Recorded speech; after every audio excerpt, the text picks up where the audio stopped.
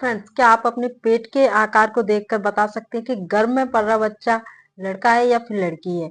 क्या फ्रेंड्स, आप अपनी पेट में होने वाली हलचल को देख के बता सकते हैं कि आपके गर्भ में जो शिशु पल रहा है तो उसका जेंडर क्या है? तो फ्रेंड्स, अगर आपके मन में ये क्वेश्चन आता है कि आपके गर्भ में पल रहा बच्चा क्या है, गर्ल है या फिर बॉय है, अगर ऐसा आपके दिमाग में कोई भी क्वेश्चन चल रहा है तो बिना स्किप किए वीडियो पूरा देखिए, जिससे आपको अच्छे से समझ में आ पाए कि किन चीजों को देखकर आप अंदाजा लगा सकते हैं कि आपके घर में पला बच्चा लड़का है या फिर एवरीवन, मैं हूं प्रियंका तोमर और फिर से स्वागत है आपका एक और प्रेगनेंसी के न्यू वीडियो में।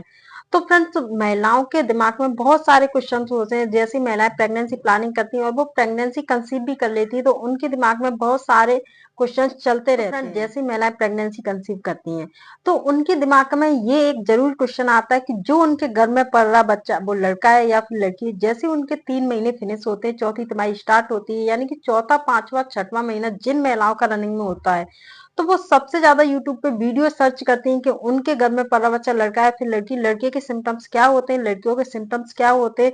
तो अगर ये सारे क्वेश्चंस आपके दिमाग में, तो फ्रेंड्स इस वीडियो में बने रहिए, बिना स्किप किए पूरा वीडियो देखिए, जिससे आपको अच्छे से समझ में आ पाए कि लड़के के सिम्टम्स क्या होते हैं और लड़कियों के सिम्टम्स क्या होते हैं। जैसी महिलाएं प्रेगनेंसी कंसीव करती हैं तो 3 महीने तक भी उनकी बॉडी में कुछ सिम्टम्स दिखाई दे सकते हैं, जैसे कि उनको वॉमिटिंग होना, मॉर्निंग थिकनेस होना, उनको कमर दर्द होना, पैर दर्द होना, ये सारे सिम्टम्स दिखाई दे सकते हैं। तो फ्रेंड्स, ये क्या होता है, एक अर्ली प्रेगनेंसी के सिम्टम्स होते हैं। फ्रेंड्स, ये 3 महीने तक, पहली तिमाही तक रहते हैं।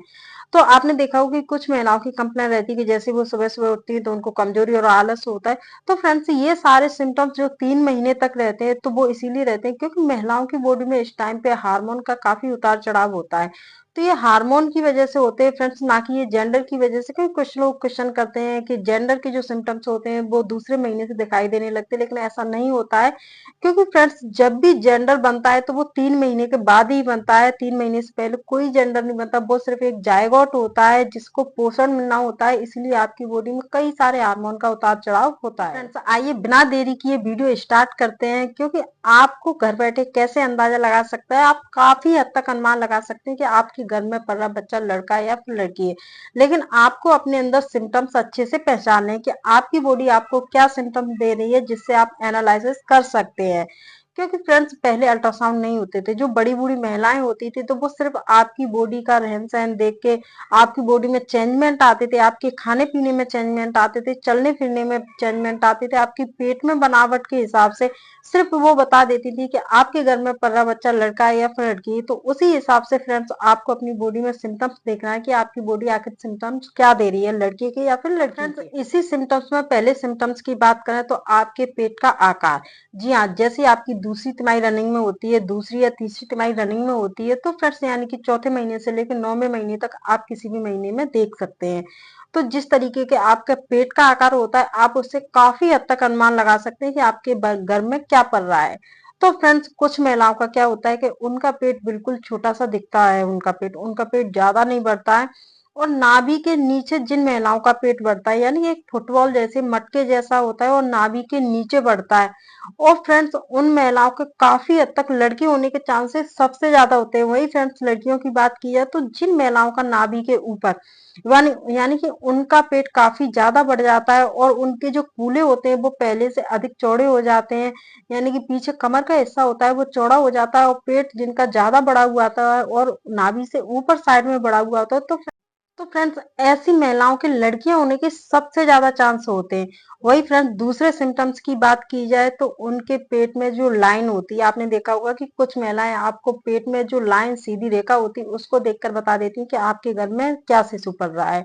तो फ्रेंड्स, आपने वही कुछ महिलाओं को आपने नोटिस किया होगा कि जिन महिलाओं के यानी कि ब्रेस्ट लेके नीचे प्राइवेट पार्ट्स तक सीधी काली लाइन आती है, यानी कि वो कहीं पे कटी फटी नहीं होती है, टेढ़ी मेढ़ी नहीं होती है, यानी कि जो आपको दूर से भी दिखाई दे सकती है, काली लाइन सीधी आती है, एकदम गाढ़ी आती है। तो फ्रेंड्स, ऐसी महिलाओं के काफी हद तक लड़के होने के चांस होते हैं।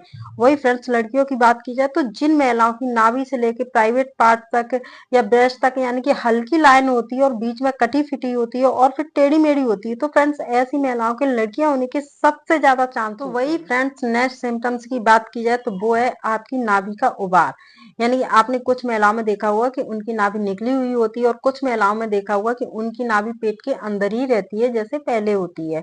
तो फ्रेंड्स मैं आपको बता दूं कि जिन महिलाओं की नाभि पेट के बाहर निकली होती है वो ऐसा क्यों होता है फ्रेंड्स, क्योंकि जिन महिलाओं के लड़का होता है तो वो पेट के निचले हिस्से में होता है, तो उसका प्रेशर नाभि पर पड़ता है और फ्रेंड्स जब प्रेशर नाभि पर पड़ता है तो वो नाभि पेट से बाहर निकलने लगती है। तो फ्रेंड्स ऐसी महिलाओं को 99% लड़का होने के चांस सबसे ज्यादा होते हैं।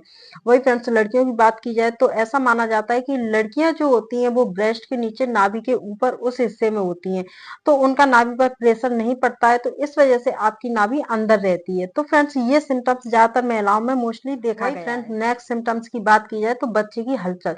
जी हाँ, आप बच्चे की हलचल देख के भी अंदाजा लगा सकते हैं कि आपके घर में क्या पल रहा है।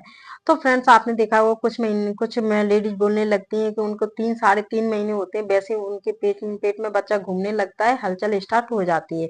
वही आपने कुछ महिलाओं से सुना होगा कि 5 साढ़े 5 महीने पे उनका बच्चा घूमना स्टार्ट होता है, यानी कि 3 साढ़े 3 महीने पर उनको नहीं पता चलता है।